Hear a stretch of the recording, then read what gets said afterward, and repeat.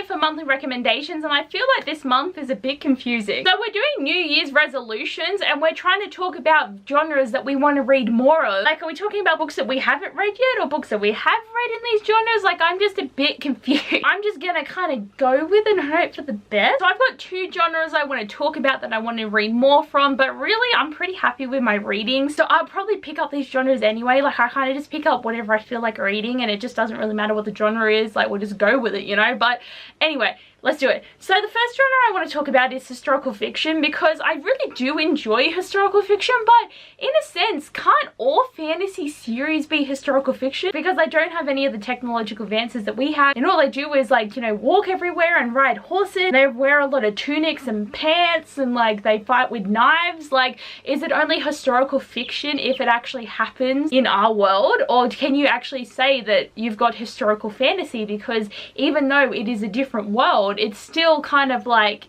you know, like, this is something I was just thinking about today. I want to read some more historical fiction, and I do have some on my shelf that I haven't picked up yet, and I will try and get to them. But some historical fiction that I really loved is The Book Thief by Marcus Zusak. I read this in school in year 11, and I was literally one of the only people to finish the book, because people were like, ugh, reading. But I never got to that stage where I stopped reading to be cool like everyone else. So I've read in my lunch break, and people are always just like, but I don't care. But the reason why this book is very interesting is because it's narrated by Death, and it does talk about Nazi Germany, and it's definitely one everyone should read. And so many people I've seen recently have not read this, and then they pick it up and they're just so shocked that they never did, because they didn't realize how amazing it was going to be. And it's like, yeah. And the other one I'd like to mention is Lady Helen and the Dark Days Club by Alison Goodman. This is a really good historical fiction, but it's a good one to ease your way into, in a sense, because there's still demon hunting and demons getting killed and magic. So this is a historical fiction that has magic.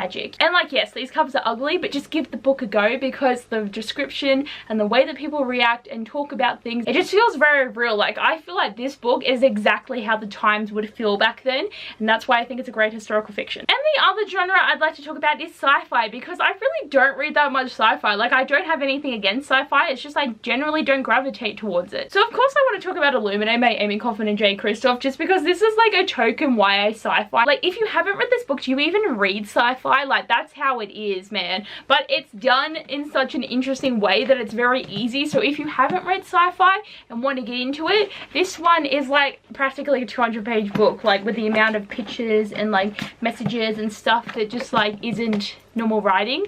It just doesn't take that long to read, even though it's a massive beast. And the rest of the books are amazing as well. And the other one I'd like to talk about is The Diabolic by S.J. Kincaid, and I thought I'd mention this because it's been forever since I've mentioned this book, and I still have the sequel, which I have not picked up yet, because this was meant to be a standalone, and I kind of accepted that, and then suddenly more books came out. But we haven't gotten a third book, so I don't really know how well this went. So do I want to read The Empress? I probably will. Diabolics are created to protect people, and that is all they do. So when this Diabolic has to go in place as the person that she's protecting, she's got to try and be more human, and she's swept up in the intrigue of the political dramas in space, and she meets this boy who I really like. I really like the boy, but I definitely think this is a really fun one to read, and it's again another good one that you can kind of ease your way into sci-fi. But anyway guys, just a really quick video because I was really confused about this recommendation. But anyway, thanks for watching. I hope you enjoyed, and I'll see you guys next time. Bye!